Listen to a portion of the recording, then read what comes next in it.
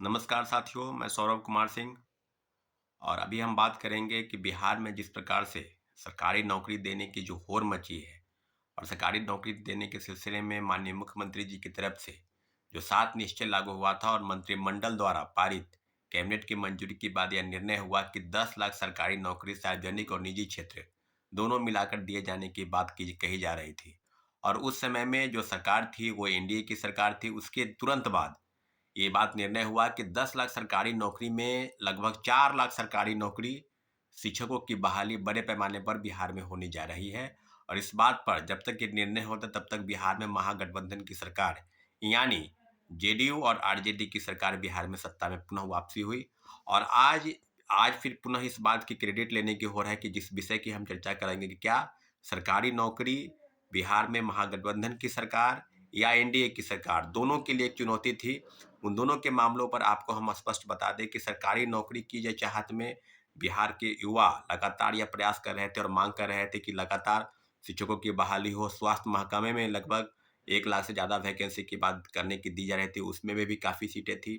तो सब मिलाकर एक बात स्पष्ट है कि बिहार सरकार की तरफ से लगभग 4 लाख सरकारी नौकरी जो शिक्षकों की बहाली होनी है, उसमें दूसरे फेज की बहाली हो गई है और 3 महीने के अंदर लगभग 2 लाख शिक्षकों की बहाली हुई है।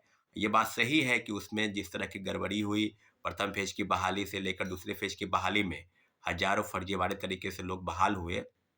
उस मामले में उस समय में बीजेपी की सरकार लगातार हमलावर थी और कहती थी कि डोमिसाइल नीति लागू होना चाहिए था। डोमिसाइल नीति पर भी उसका स्पष्ट राय था कि बिहार सरकार इस मामले में कोई अलग निर्णय लेती, आरक्षण का दायरा 5% या 10% बीपीएससी के तहत बहाली की होती तो बिहार के लोगों को नौकरी मिलती। परंतु इतना ज़रूर है कि 10 लाख सरकारी नौकरी के सिलसिले में आज जो एनडीए की सरकार है वो कहीं न कहीं मुझे लगता है कि इस मामले में क्रेडिट लेने की होड़ है। ख़ासकर मुख्यमंत्री जी स्पष्ट बोलते थे कि जो आरजेडी के नेता है उन्होंने कहा कि तेजस्वी जी ने वादा किया था युवाओं के साथ, वो वादा वो निभा रहे हैं। 4 लाख शिक्षकों को नौकरी देने की बात कर रहे हैं, तो उसमें भी लगभग 2 लाख शिक्षकों की नौकरी दे रहे हैं। परंतु जो सच्चाई है वो ये कि अभी तक लगभग 1.5 लाख से या ज़्यादा 2 लाख 1,20,000 प्रथम फ़ेज़, 1,20,000 द्वितीय फ़ेज़ की बात कर रहे थे।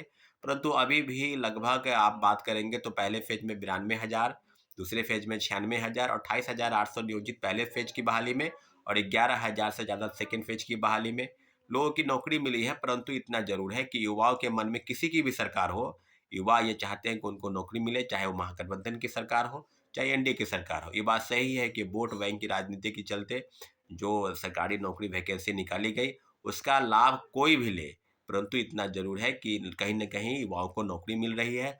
और आज पुनः बिहार में एनडीए की सरकार है, तो राज्य के दोनों डिप्टी सीएम से ये ज़िम्मेवारी बनती है कि जब आप सरकार में नहीं थे, तो बखूबी युवाओं के पक्ष में बोलते थे, खासकर डोमिसाइल नीति पर, फर्जीवाड़ा पर और सप्लीमेंट्री रिज़ल्ट पर भी बखूबी बोलते थे। परंतु आज जब पुनः आपकी सरकार बनी है, आप सत्ता में आए हैं, तो आपकी चुप्पी किस बात की तरफ इशारा करती है। लेकिन इतना ज़रूर है कि स्वास्थ्य विभाग में लगभग 1 लाख से ज़्यादा पद रिक्त हैं।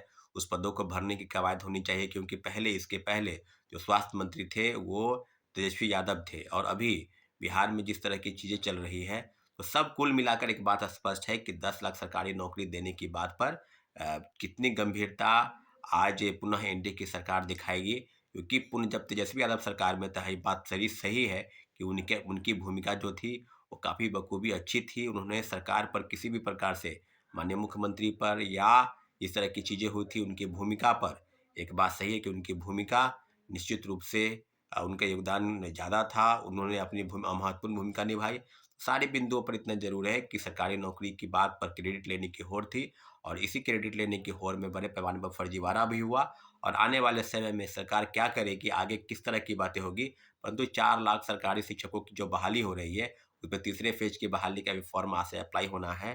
तो सारी चीज़ों पर इतना ज़रूर है कि सरकारी नौकरी देने की बात पर सरकार जिस प्रकार से गंभीरता दिखानी चाहिए थी, और गंभीरता नहीं दिखाई, परंतु पुनः वोट बैंक के चलते, क्योंकि 2024 में आम चुनाव लोकसभा के और 2025 में बिहार विधानसभा के चुनाव होने वाले हैं। इन्हीं को ध्यान में रखते हुए सरकारी नौकरी की कवायद बिहार सरकार से शुरू हुई है। और इसका क्रेडिट कोई भी ले, युवाओं को नौकरी चाहिए, चाहे वो एनडीए की सरकार हो, चाहे महागठबंधन की सरकार हो। किसी भी प्रकार से उनको नौकरी चाहिए और नौकरी में अपने आवेदन के माध्यम से उस सरकार की कोई भी सेवा हो, चाहे शिक्षा हो, चाहे स्वास्थ्य हो या कोई भी विभाग इंजीनियरिंग के क्षेत्र में हो या कॉलेज में लेक्चरर के पद हो, आदि आदि कई जगहों पर सरकारी नौकरी की बात अगर सरकार करेगी तो निश्चित रूप से अपने आवेदन के माध्यम से सेवा में आएंगे और आने वाले समय में ये आपको देखने को मिल सकता है। धन्यवाद। जय हिंद।